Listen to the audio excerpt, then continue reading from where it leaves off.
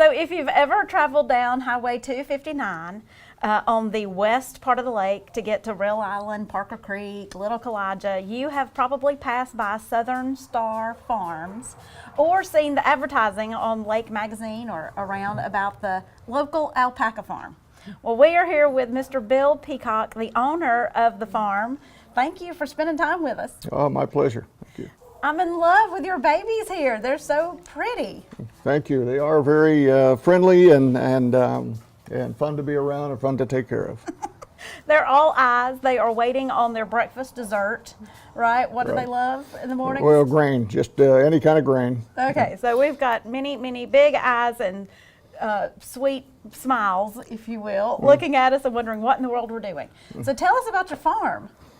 Well, it's roughly 130 acres, and most of it, though, is back to nature. We keep about 40 acres groomed, and that's where the animals are, and of course the lawns and the dog kennel and all that.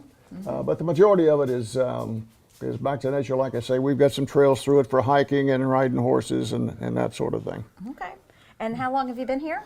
Yeah, roughly 15 years. Well, since we made the decision to buy the property and build the farm, and actually living on the place, probably 2004 we began to build, and just slowly went from being here part-time to full-time, and finally got houses built and all the things so we could move in permanently.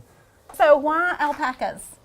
Well, when we decided to retire and come back to Alabama, and I told Amber, my youngest daughter, again, we were going to do that, buy a few acres so I could have horses and trucks and the things that you want to have. Yes. And she was in her senior year at Georgia, and she said, "Hey, I'd like to raise some animals. I'd like to be involved." And I said, "Okay, if you're willing to come to Alabama, then we'll buy a few extra acres and raise some livestock." And once we made that decision, and we said, "Well, what are we going to raise?" And she said, "Well, Dad, it can't be anything that we're going to have to slaughter."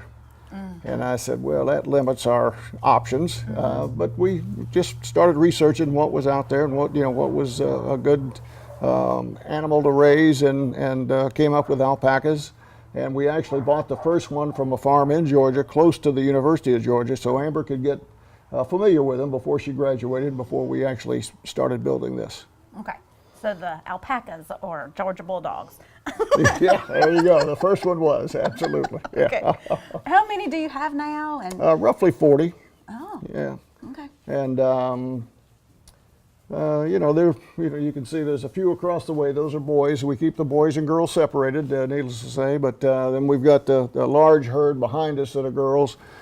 These that are here in the barn with us are the ones that we take up to the kennel on Saturdays. So anybody coming by with their kids or grandkids can see the alpacas on Saturdays when the weather is reasonable. In the heat of the summer, we don't do it. Okay. And of course, if it's storming, we don't do it. But typically, they're up there on Saturday.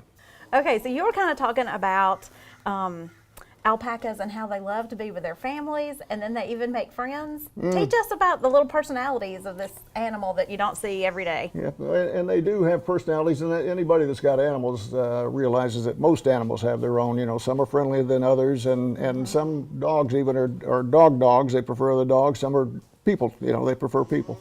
And these alpacas, for one thing, they are very family oriented. And so you can tell, even though you separate the boys from the girls at some point, they'll still talk to each other through the fence and that sort of thing.